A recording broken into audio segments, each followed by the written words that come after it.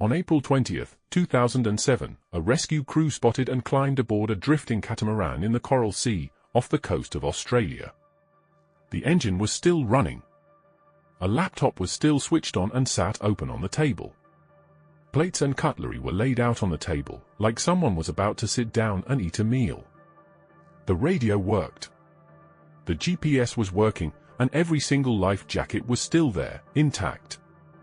The only thing that was missing was the crew. The crew consisted of 3 men who had vanished from a boat that looked like it hadn't gone anywhere. There were no signs of struggle, no blood, no goodbyes. This is the story of the Kaz II, the boat that would later be called Australia's own Mary Celeste. The Kaz II was a 9.8-meter catamaran owned by Derek Des Batten, a 56-year-old retired man from Perth, Western Australia. He bought her the year before, in 2006, for around $80,000 and had only sailed her a couple of times since, but he was taking it seriously. He had taken coastal navigation courses, a radio operator's certificate, and a recreational skipper's ticket. On the boat with him were his neighbors, brothers James and Peter Tunstead, retired men in their 60s, both relatively inexperienced on the water and around a boat, but willing to go on an adventure. The plan was a little ambitious, an 8-week voyage, sailing all the way around the northern coast of Australia to Western Australia. The first leg would take them from Airlie Beach in Queensland up to Townsville, a journey of roughly 168 miles, or 270 kilometers, hugging the edge of the Great Barrier Reef. On Sunday, the 15th of April, 2007, they cast off. Calm seas. Clear plans. Nothing to suggest what was coming. For 3 days, nothing seemed unusual. No distress call. No missed check-ins that raised alarms right away. Then, on the 18th of April, a helicopter pilot was flying over the outer reef and had spotted something strange. The Kaz II, drifting. Sails up, but no clear direction. And no one was visible on deck. The pilot reported it to maritime authorities, who flagged the vessel as a possible distress case. But reaching her wasn't easy, or quick. The reef waters are remote, and it would take rescue crews almost 2 more days to catch up with the boat, check it out, and get someone aboard. 2 days. Drifting. Alone. And whatever had happened to her crew had already happened. On the 20th of April, maritime rescue crews finally reached the Kaz II, roughly 88 nautical miles, about 163 kilometers, off the northeastern coast of Australia, near the Great Barrier Reef. What they found made headlines all around the world. John Hall, a spokesman for Queensland's Emergency Management Office, put it simply, what they found was a bit strange, in that everything was normal, there was just no sign of the crew. The engine was still idling.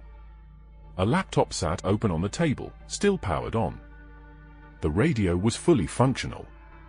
The GPS was working, food and utensils were laid out, as if someone was about to eat. A small dinghy was still strapped in its place on the stern. And the anchor was up. Every single life jacket the crew owned was still on board. There was no sign of a struggle. No blood. No notes. Just an empty boat running exactly as it should, except for the fact that no one was driving it. Not everything on the Kaz II was perfectly normal, though. One of the sails had been badly shredded. And there was no life raft on board, although investigators couldn't even confirm whether the boat had ever carried one in the first place. Inside the cabin, the police found a few things scattered on the floor. There were some magazines, a torn piece of newspaper, and a wine cask. But it was later established that this mess had likely happened afterward, while the boat was being towed back to the shore, and not before the crew vanished. In the galley sink were a few butter knives. On the bench was a closed set of fishing knives, still untouched, with no signs of recent use. And in a locked container under Batten's bed, investigators found something unexpected for a friendly sailing trip, a firearm, and ammunition. But all was accounted for. Nothing missing. And a single extra bullet turned up separately in a drawer. None of it pointed to anything suspicious. But all of it raised questions. Police searched the Kaz II thoroughly for any evidence of a crime. Sergeant Mallory of the Queensland Police later told the coronial inquest plainly, "We came to the conclusion the boat itself was not a crime scene. Investigators didn't even dust for fingerprints." Mallory said his experience told him it wasn't necessary. If there had been any real indication of foul play, he said, they would have examined the boat far more closely. No sign of pirates. No sign of an intruder. No struggle, no forced entry, nothing stolen. Whatever took the crew of the Kaz II, it wasn't another person. One of the most important clues wasn't something investigators found lying on a table, it was something recorded. A video camera on board the Kaz II had captured footage from earlier in the voyage. In it, Peter Tunstead can be seen fishing from the aft stairway at the back of the boat, a low platform close to the water line. Behind the vessel, a long white rope trails out into the water. The footage also captured glimpses of the coastline passing by, which investigators used to work out roughly where the boat had been sailing, pinpointing the stretch of water between Gumbrel Island, Grassy Island, and Ummet Island, just off the Queensland coast. It's one of the closest things anyone has to a window into the crew's final hours. And it lines up disturbingly well with the leading theory of what happened next.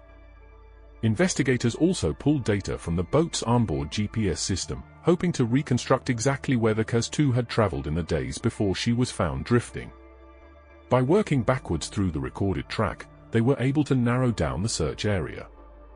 This, combined with the video footage, painted a picture of ordinary men, on an ordinary sailing trip, doing something as simple as fishing off the back of the boat. Right up until something went wrong. Weather reports from the days after they set sail described some rough conditions out on the water, like stronger winds and choppier seas than when they left Airlie Beach.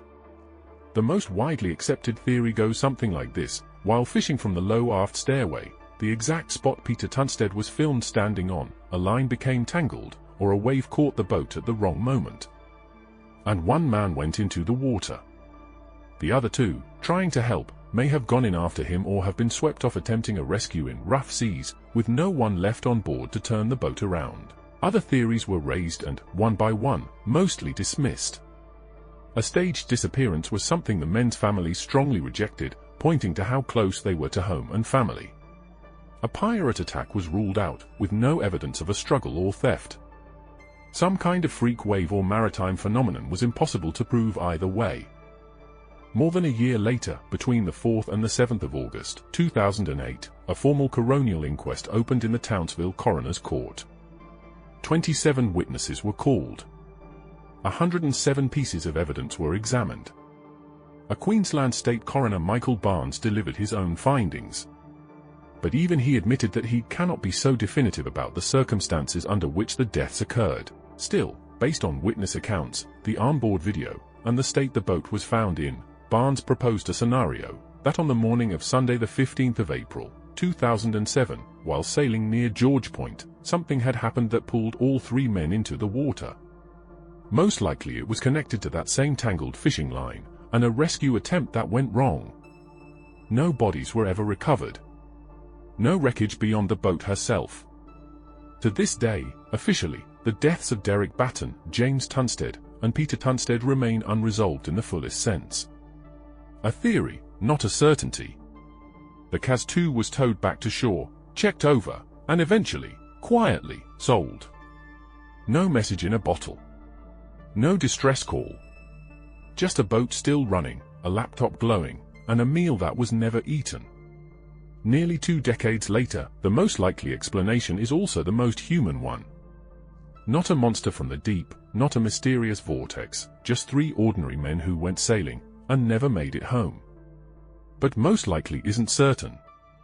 And that gap, between what probably happened and what we'll never be able to prove, is exactly why the Kaz II still gets called a ghost ship.